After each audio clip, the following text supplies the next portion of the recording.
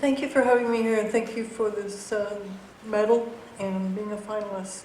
This story is about an old man who's in his 70s, and he is an itinerant newsreader in 1870 in Texas, in North Texas, and he's asked to return a small girl to her who's been captive with the Kiowa for 4 years and thinks of herself as a Kiowa, and he is asked to return her to her parents, and he takes on this task, and it's not easy. And he has a strong feeling that nobody wants this girl. The Kiowa gave her up. He's not sure about her parents. And he does news readings. There was a good crowd, and the captain, his name is Captain Kidd. There was a good crowd, and he heard the coins ringing into the paint can at the entrance, a dime a head. He greeted the crowd as always, and then he shook out the London Times. It was in this way he asked people to enter another realm of the mind, places far away and mysterious, brought to them by details which they did not understand, but which entranced them.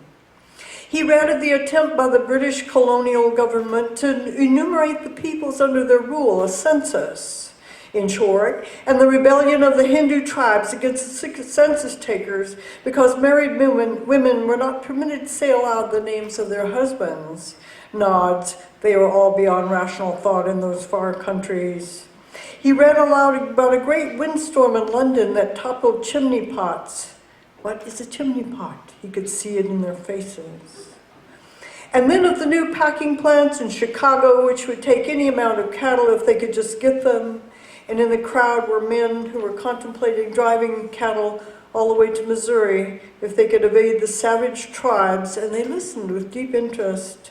And the captain read of the Irish pouring into New York City, ragged crowds unloaded from the passenger steamer Aurora, and the railroad driving into the plains, into the new state of Nebraska, of another eruption of Popocatépetl in Mexico City, anything but Texas politics. Someone called, "Why are you not reading from Governor Davis's state journal?" And the captain folded his newspapers and he said, "Sir, you know very well why." He leaned forward over the podium. His white hair shone, his gold-rimmed glasses winked in the bullseye lantern beam. He was the image of elderly wisdom and reason. Because there would be a fistfight here within moments, if not shooting. Men have lost the ability to discuss any political event in Texas in a reasonable manner. There is no debate. Only force. And the point of fact, regard the soldiers beyond the door. So he slapped his newspapers into the portfolio and said, "I'm an aggregator of news from distant places, and as for the Austin paper and the Herald, you can read those for yourselves." The captain shut the flap on his portfolio and buckled it tight. "And fight among yourselves on your own time and not during my reading." He stepped down from the stage, and among the crowd, filtering out, he saw with a dropping feeling the pale-haired man and the two caddos he had last seen in Wichita Falls, and perhaps in Spanish Fort.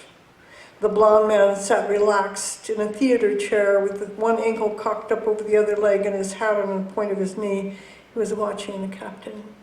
And the captain stepped down and shook hands with people after his reading, thinking perhaps he had very briefly escorted the people's mind into the lands of the imagination.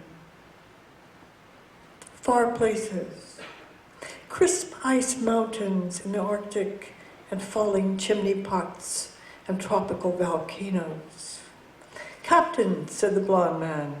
He stood up. "My name is Alme." "And these are your friends, these caddos," said Captain Kidd. "They are?" The blond man put on his hat. The captain said, "You followed me from Wichita Falls. I saw you in Spanish Fort." "I have business here and there," said Alme. And he said, "How much do you want for the girl?" Captain Kidd stopped stone cold, and for a moment, a long moment, he stood expressionless and completely still. "I was wrong," he said. He thought, "Somebody does want the girl." He put on his own hat and settled it carefully on his white hair, and he looked down at Alme several inches shorter. Alme said, you know, the Army doesn't patrol the roads here like they do up on the Red River. I could catch you out on the road and just take her, you know. But I'm being a fair and a straightforward man with you. How much do you want? And the captain said, well, I hadn't settled on a price or found a buyer. No, said the captain, or found a buyer. Well, let's consider it. I'm not close-fisted. I pay for what I want. Do you now? Captain Kidd had left the .38 revolver back in the hotel room, and it was too big to pack around under the 3-button frock coat he wore for readings, and it was heavy, and perhaps it was best, because the feeling that was at present overwhelming him now would have led him to draw it and shoot the man on the spot. And then where would Johanna be when he was in jail? Yes, tell me the name of anybody that says otherwise, said Alme. I couldn't be bothered, said Captain Kidd. Of course, I would want assurance that the girl would be well treated. Oh, yes, yes. At least she'll be paid for it. Blonde girls are premium, premium. Do tell, said the captain amiably. His mind was racing ahead like a steam engine into the next hour, the next day, how much ammunition he had, if they knew where he was going, and if they knew what road he was going to take. And he said, I'll tell you what, Alme. Meet me tomorrow morning at the Tyler Stage Roadhouse at about 7 o'clock in the morning, and we'll work out a price. I didn't take in much tonight, and I'm in need of funds. Good. Alme's eyelids seemed heavy. He had gray eyes and the thick and colorless skin of people from Scandinavia or Russia. He seemed half asleep, or he was dreaming of some other world that was not this world. It was a place fragmented and without illumination.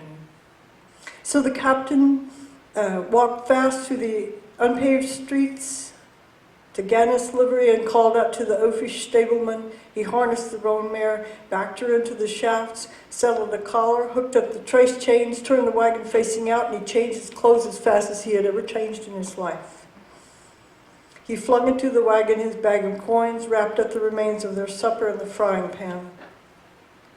He trotted down the dark streets of Dallas to the hotel, a few dim-lit windows here and there, and he raced upstairs to his own room, packed the carpet bag, hefted it, ran to the next door, and he rapped hard and fast.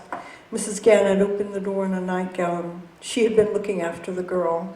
Must have had 11 yards in the hem of that nightgown, her dark brown hair undone. Her mouth was open, and behind her, Johanna, the little captive girl, who thought of herself as a Kiowa, with her maple sugar hair and her eyes like glass marbles, sat up, fully awake, ready for enemies, and planted both her square feet on the floor. Mrs. Gannett, said the captain, quick, we have to leave tonight.